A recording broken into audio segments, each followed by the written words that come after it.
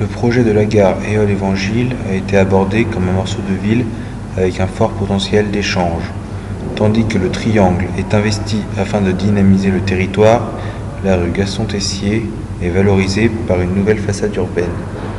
Le site est particulièrement complexe. Il se compose au sud d'un quartier résidentiel et au nord par des entrepôts McDonald's. Ils sont séparés radicalement par un talus ferré. Il est de plus bordé par de grands axes de la capitale. La rue de Crimée-Aubervilliers, qui traverse le 19e arrondissement et fait le lien entre Paris et la banlieue. Et le boulevard McDonald's, qui fait l'objet d'un tramway circulaire autour de Paris. Les réseaux ferrés sont très présents sur le site. Réseau TGV, fret, tram et RER cohabitent sur deux faisceaux qui se superposent de 8 mètres. Une voie de raccordement traverse le site et structure le choix d'implantation. Le quai de la gare, situé sur le faisceau haut, est desservi par deux accès. Ils sont indispensables au vu de la fréquentation croissante des stations.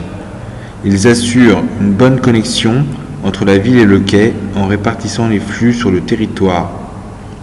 L'un est situé le long de la rue de Crimée, sous les voies, afin d'assurer une desserte rapide.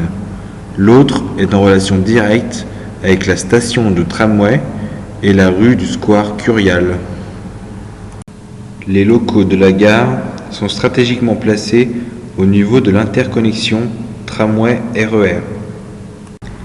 Ils sont rattachés à un hall de gare marqué par deux façades autour duquel se développent un séminaire et un hôtel qui se justifient par la proximité d'un vaste pôle tertiaire au nord, une bibliothèque de quartier qui complète le programme de réaménagement du quartier Michelet, des commerces de proximité et des restaurants afin de dynamiser le lieu à tous les instants de la journée, ainsi que des bureaux.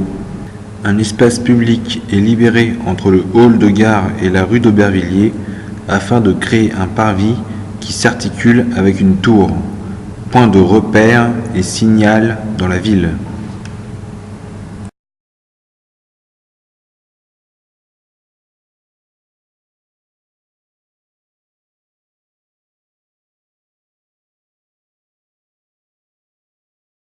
L'aménagement de la rue Gaston-Tessier, à droite, cherche à requalifier l'espace urbain.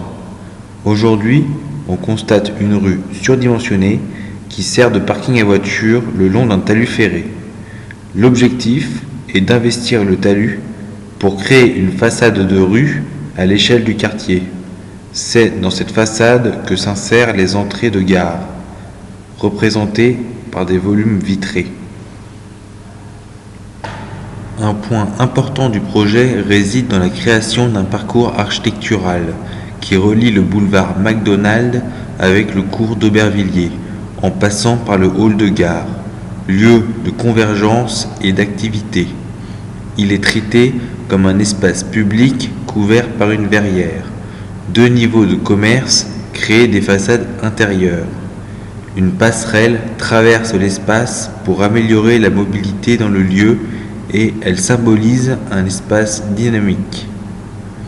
Des cellules photovoltaïques viennent perturber la transparence de la verrière et créer des motifs ombrés en perpétuel mouvement sur le sol.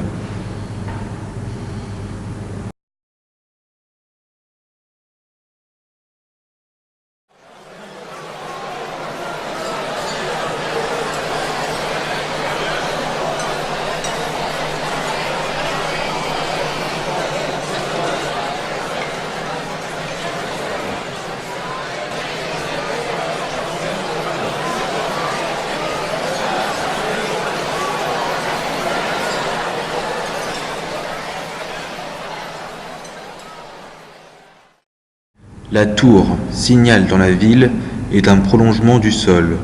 Elle donne au lieu une identité propre. Cette façade stratifiée est praticable. C'est le sol de l'espace public qui s'élève, mais c'est aussi le toit de l'hôtel qui laisse pénétrer la lumière indirectement pour créer une ambiance douce et chaleureuse. L'enveloppe a été pensée comme une façade continue afin qu'il n'y ait de rupture visuelle dans le paysage. L'aspect extérieur du projet a été pensé de façon à respecter le site et les vues dominantes depuis le haut des tours Michelet, ainsi que depuis le futur bâtiment McDonald's, qui accueillera prochainement des logements. Elle est de plus conçue pour accumuler les énergies naturelles, vent, rayonnement solaire et pluie.